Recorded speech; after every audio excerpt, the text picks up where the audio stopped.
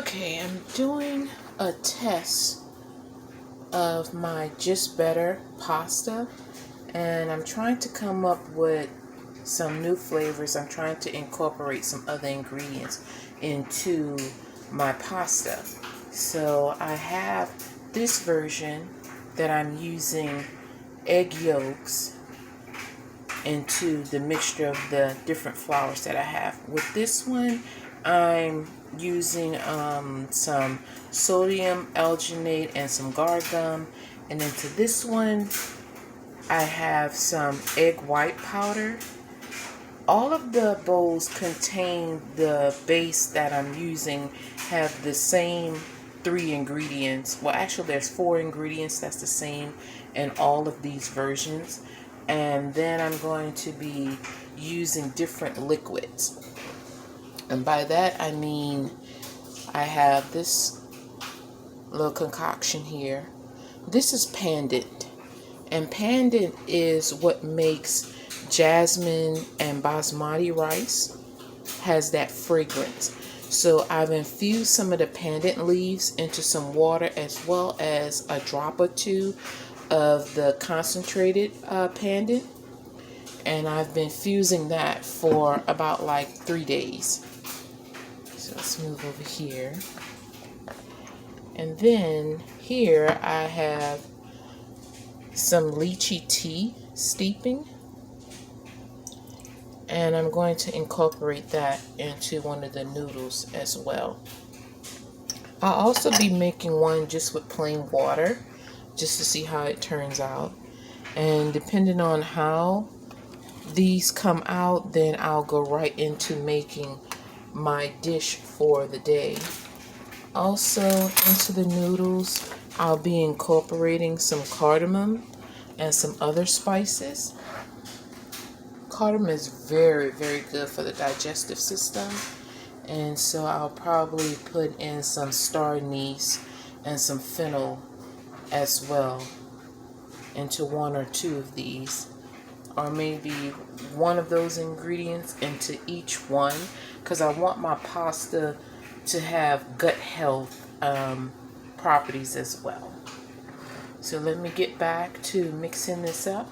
These are the base forms for now, and each one of the ingredients, I'm sorry, I'm stumbling over my words, each one has their own ingredients. Like I said, the first couple of ingredients are the same, but then things start to change throughout. So I'm just keeping track and note of what I'm putting into each one, because it may potentially be that all 3 of these come out the way that I want them to, or just one may overtake the other and be the best version of my Just Better pasta. So I just wanted to officially get it all recorded. I've made versions of my Just Better pasta before, but I've never recorded it. So this will be the first official recording since I actually came up with this recipe over a year ago. Alright, let's get back to the noodles. Okay, I've mixed up all of the ingredients, and I have the dough resting at this particular point. In this particular dough, I have the tapioca flour, some sea salt, some egg white powder, white pepper, cardamom, star anise extract, and ground fennel. This one contains sodium alginate, sea salt, guar gum, and lychee tea. And this one has cellulose gum, again, sea salt, egg yolk powder, turmeric, and pandan water. The first one was just plain water. So these are resting, giving the gluten time to do what it needs to do so that the noodles will become elastic. It's a good thing to have noodles, especially if you're going to be using them for ramen or spaghetti, for them to have a good slurp factor, a good chew consistency.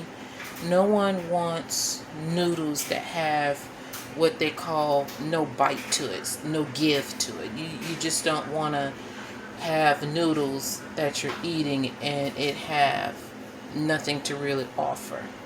Don't have noodles for the sake of just having noodles. Make your noodles flavorful.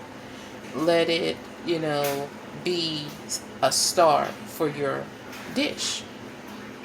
Not something that just happens to sit underneath everything else and then the flavor is all on top. Because actual noodles, once you put the salt in it or you flavor the water to boil them in, they take on flavor. So you want your alternative noodles to do the same thing. And that's what I'm hoping to do by adding these certain flavors and spices and herbs to the different dough that I'm trying to create today for my Just Better Pasta. This is the official taping of my Just Better Pasta. I've made versions of this before, but I think I've come up with ideas to make it much better, there being the name Just Better Pasta, because I believe there's always room for improvement. And at some particular stage, when I get satisfied enough with a version, then I'll wrap it up and that'll be it. It'll be the final version of my Just Better Pasta. And at that particular time, then it'll just be adding flavor to give more variety. So with that being said, I'll end this particular video, wait for the dough to finish resting, then I'll knead it a little bit through the pasta maker, and then get this on the boil and bring it back to show you what it actually looks like. Until then.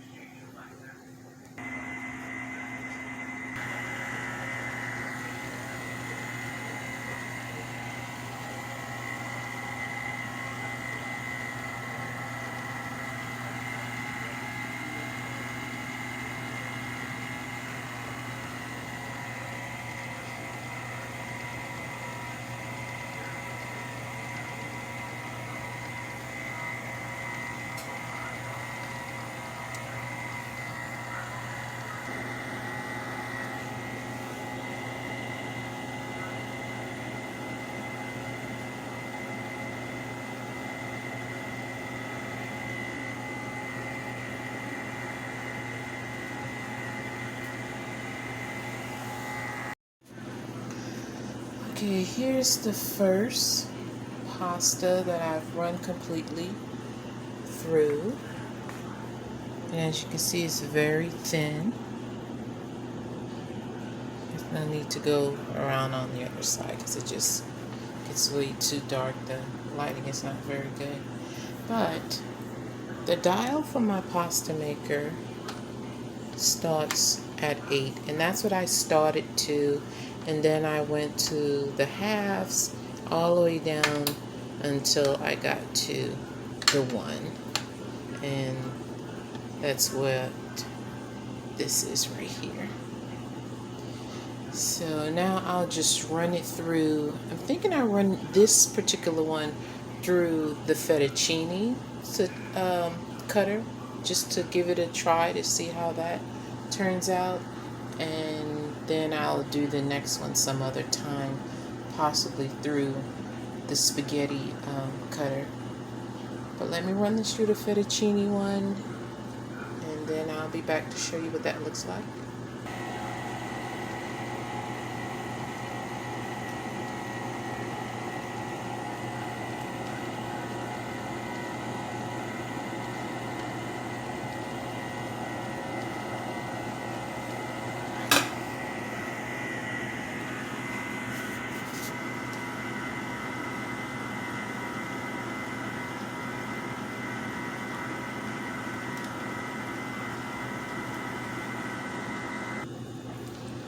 Okay, so you can have a close-up look of what the pasta looked like in individual strands. And I'm going to bring a few of these over to the stove where I have a pot of water boiling. So let's go and drop a few of these in.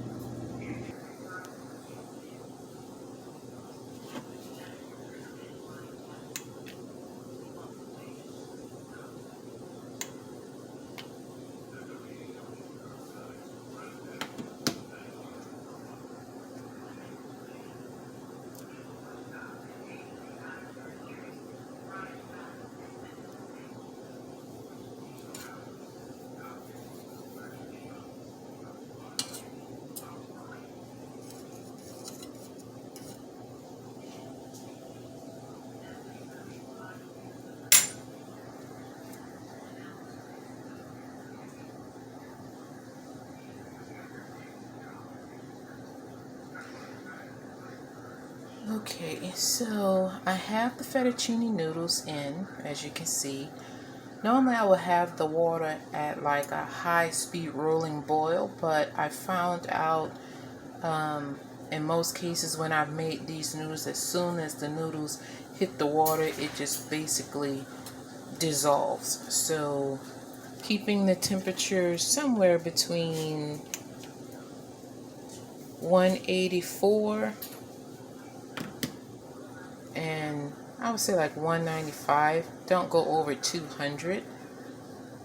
And that's just me being cautious, like I said, because I don't want the noodles to dissolve. But then it also gives a chance for y'all to actually see the cooking process, because if it was a rolling boil, then it would be far too much steam and you really wouldn't be able to see what's going on in the pot. Now, depending on how al dente you like your noodles, you can take it out as soon as it hits the water. But I think because of some of the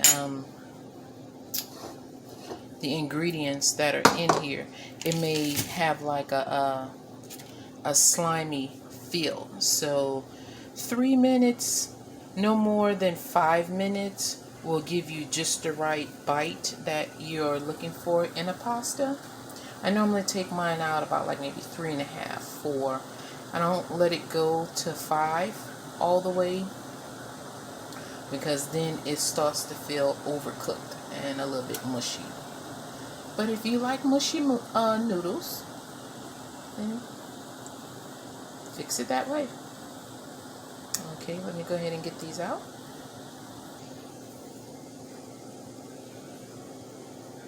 You can see the noodles are still intact.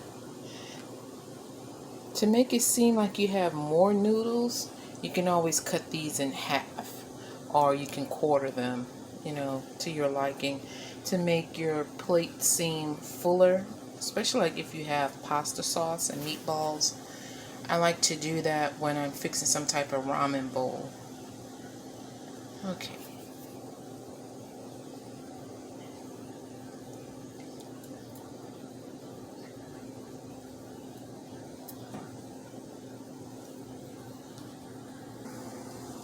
I also wanted to show you all that rinsing them immediately in cold water stops the cooking process. I mean, it may rinse the salt off, but because it has the cellulose gum in it, it doesn't take away from like the stickiness that will make sauce adhere to the noodle.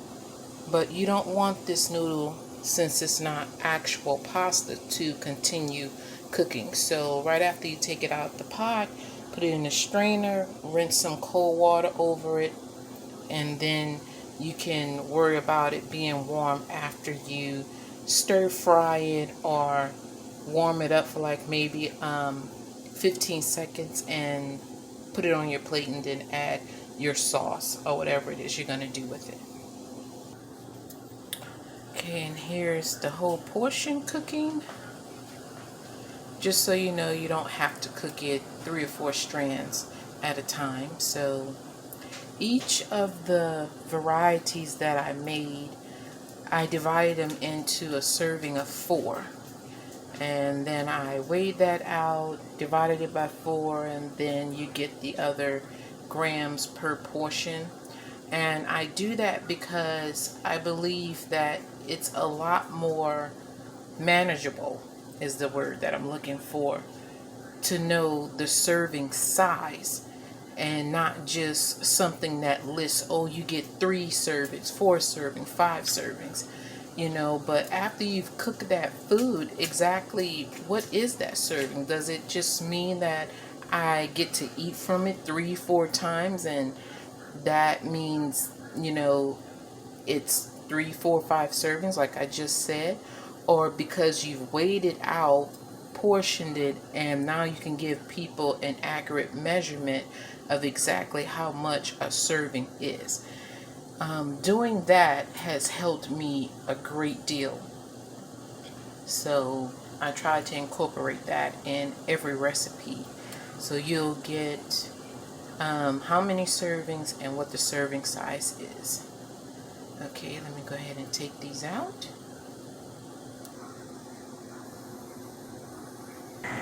Okay, here's the second pasta I'm getting ready to test. The first one was with the cellulose gum. This is with the sodium alginate. So let's see how this goes.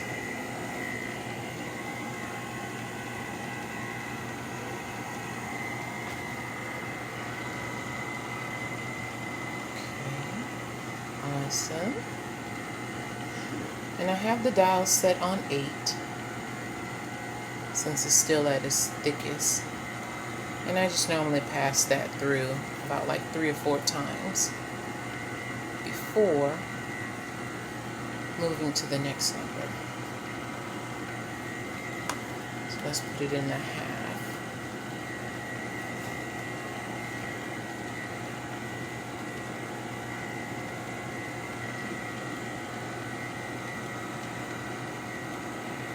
Now, because these doughs are thicker, they make for better fettuccine, but I'm actually going to attempt to cut this one in the angel hair spaghetti to see how that turns out.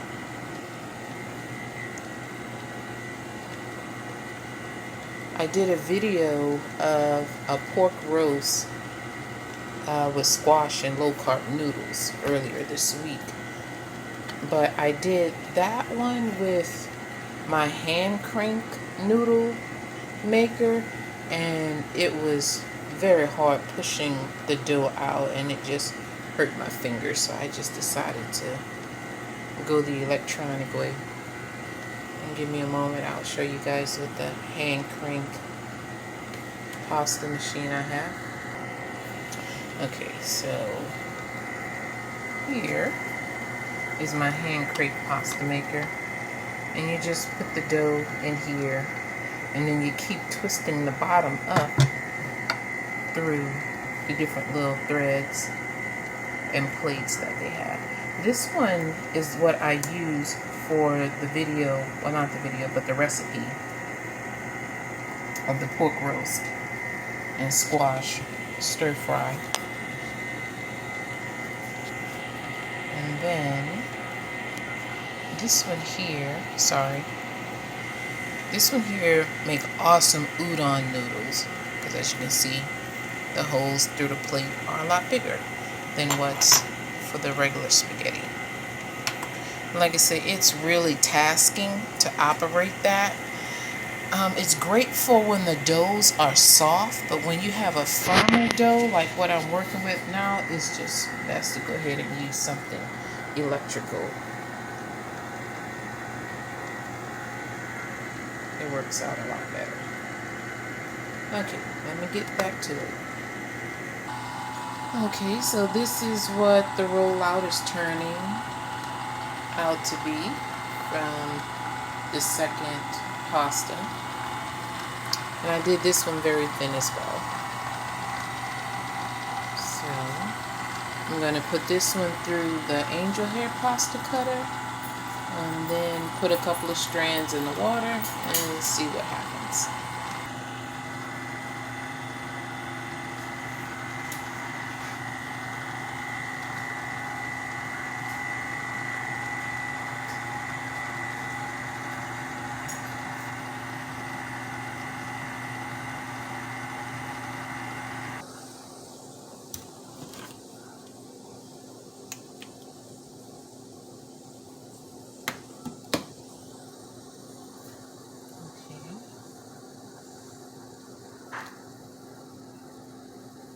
That's the angel hair pasta going in.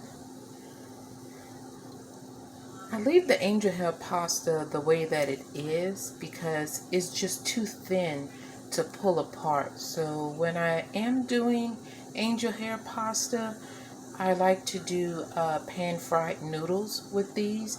That way they can stay all twisted as they are without having to pull them apart.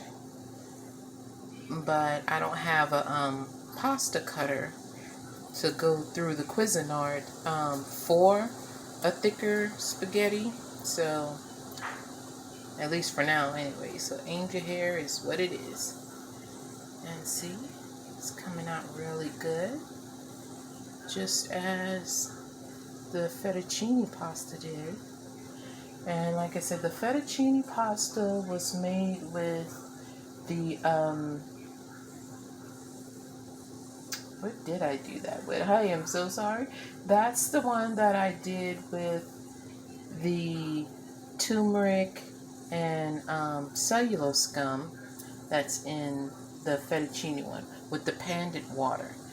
This one has the sodium alginate with gargum and the lychee tea. That's what's in this one.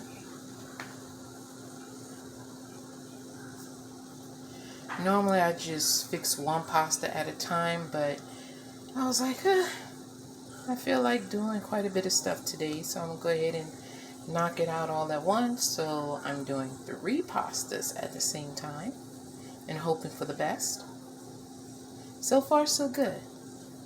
I don't have any complaints. So this is the one with the cellulose gum from, my apologies, again, this is the one with the sodium alginate. The first one was the cellulose gum.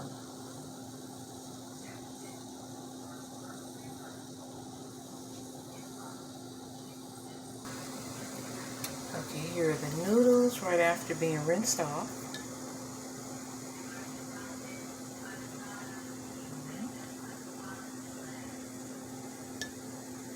And again, these are the noodles containing the sodium alginate. And then after I'm done with the third one, then I'll list what those 4 ingredients from the very start that all of the pastas have in common. And no worries, even though I list them verbally, I will be putting everything in the descriptions below, just so you guys can see the trials that I go through to create different things. So, moving on. And this is what I was talking about earlier. This is exactly what I was talking about earlier when I say how they just bunch and clump up together because they're just so tiny. It's hard to unstick them unless you're going to end up with a lot of broken noodles. This is why these make great pan-fried noodles. And there have been times where I didn't even boil them. I just put the oil in the wok and then threw the noodles right in. And it came out so crisp. I'll actually have to post that short little video. It's about maybe a minute and 40 seconds or so. It's very quick. Now that I think about it, I didn't really show the noodle being fried, I don't think. But it just shows me making the sauce that goes on top of the noodles. So I'll probably have to redo that at some point. Unless I find the video. So, I'll let this finish doing what it needs to do. Moving on. Okay, here are the angel hair spaghetti, all drained. Like I said, I use these to make pan-fried noodles, but they also make great ramen noodles as well. And this is what they look like individually.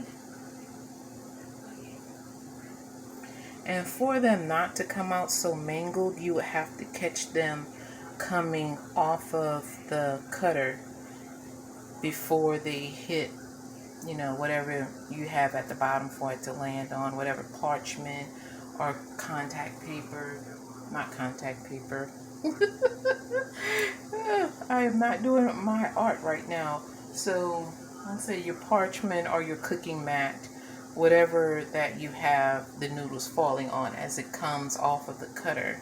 You know, so you catch them very quickly, lean them over a pasta drying rack, and then you won't have to worry about them becoming all mangled. But it's not like it's going to ruin the taste of it, because, you know, throw on a little bit of chicken bouillon and put it in some broth and you have ramen. Okay, on to the third and final pasta. I'll actually try to put this one through the hand turn pasta maker, because the next dough is kind of soft. I'll show you in just a moment. Okay, this is the last pasta. This one contains cardamom, star anise, fennel, and I just used plain water to finish this one off. Also in here, I have a little bit of tapioca flour, but see, the dough is very, very soft and pliable. So I think I'll put the Cuisinart attachment on for that particular pasta cutter and see if I can pass this through one of my larger dies to see how it turns out, instead of putting it through the hand crank one. Okay.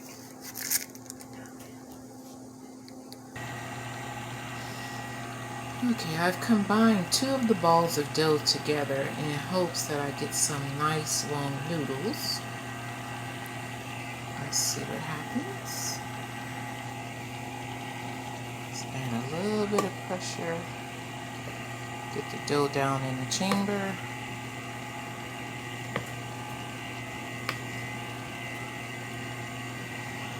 And increase the speed a bit.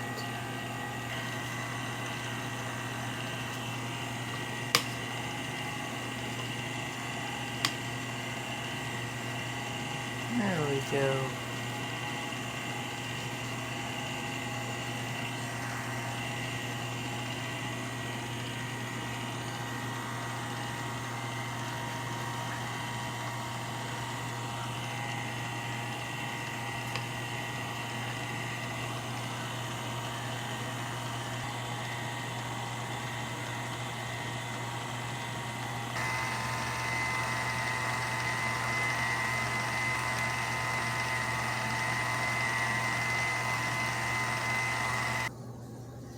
Okay, I had to redo the noodles. I had to pass them back through because they came out way too bumpy the first time. The texture was just off. So I had to pass it back through there several times until they came out a bit smoother. And this is what they look like individually. The only thing is, versus pushing it through the hand-turned pasta maker, is I could dip the noodles or dredge them in flour as I was cranking them out. This took a little bit more than what I would like to, because I had to stand here and hold the noodles with one hand as it was coming out and dusting it with flour so that they wouldn't stick. As you can see, they, you know, they're together. So, but let me get over to the pot. So this is them boiling, and I boiled all three versions of pasta in the same water. So the water is a bit murky now. And I've already taken some out and strained. And that's what they look like so far. So, and that's what the noodles are.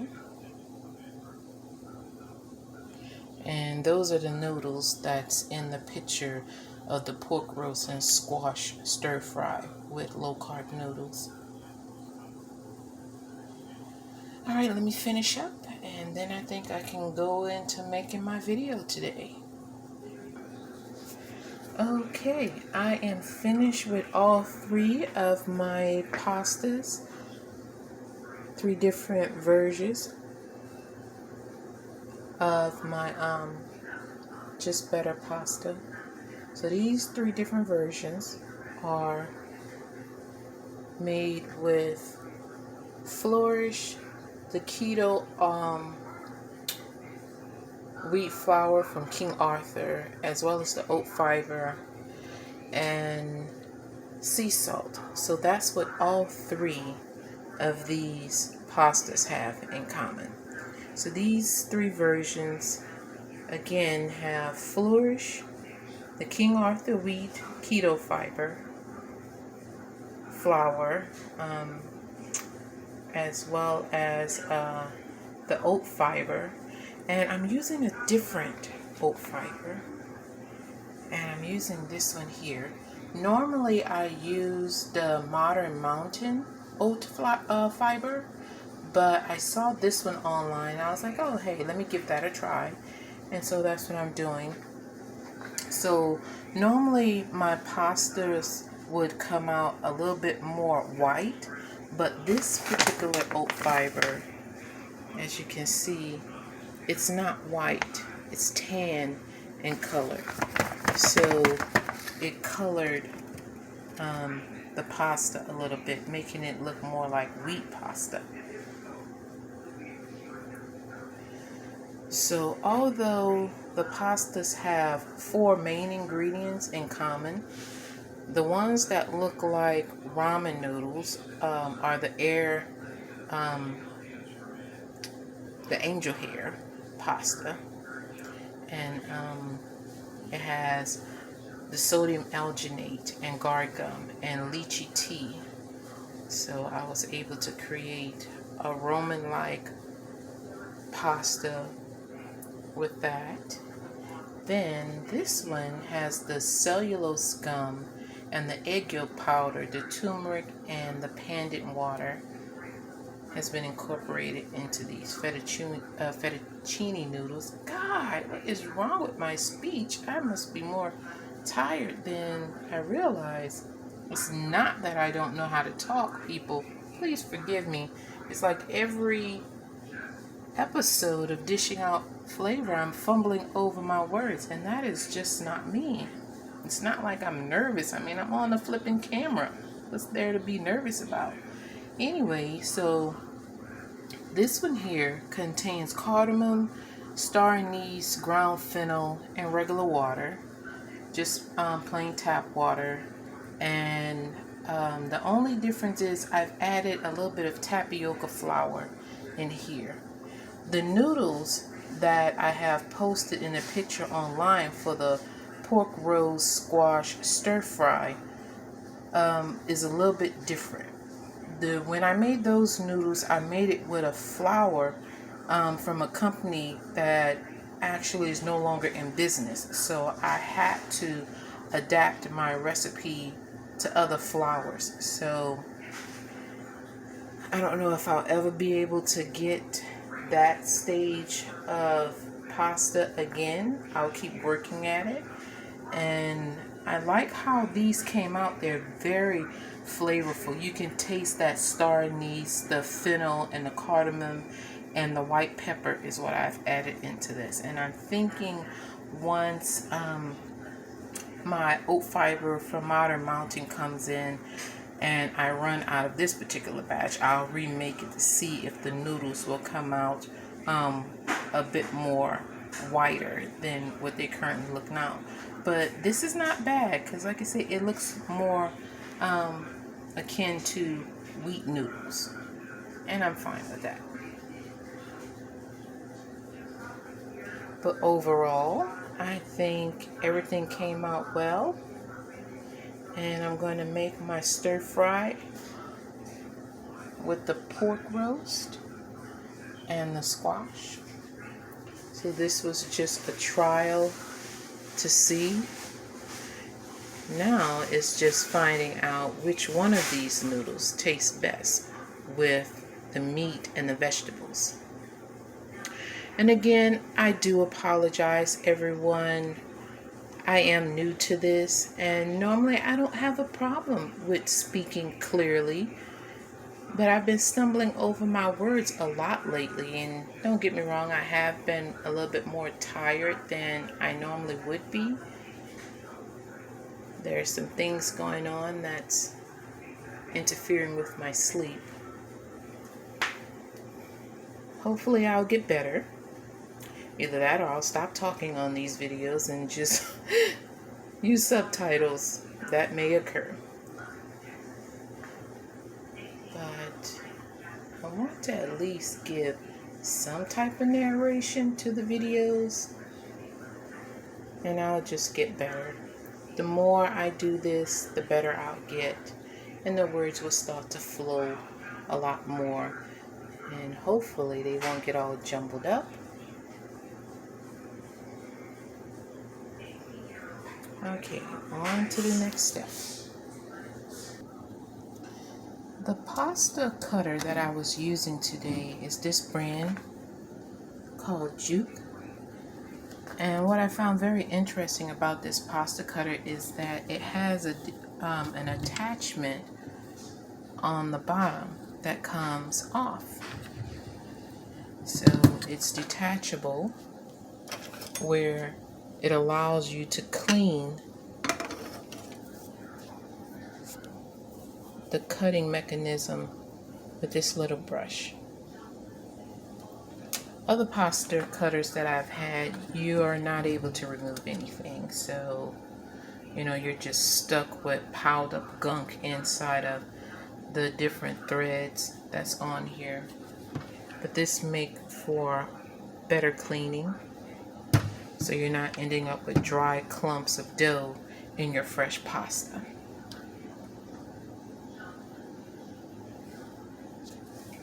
Okay, let me get back.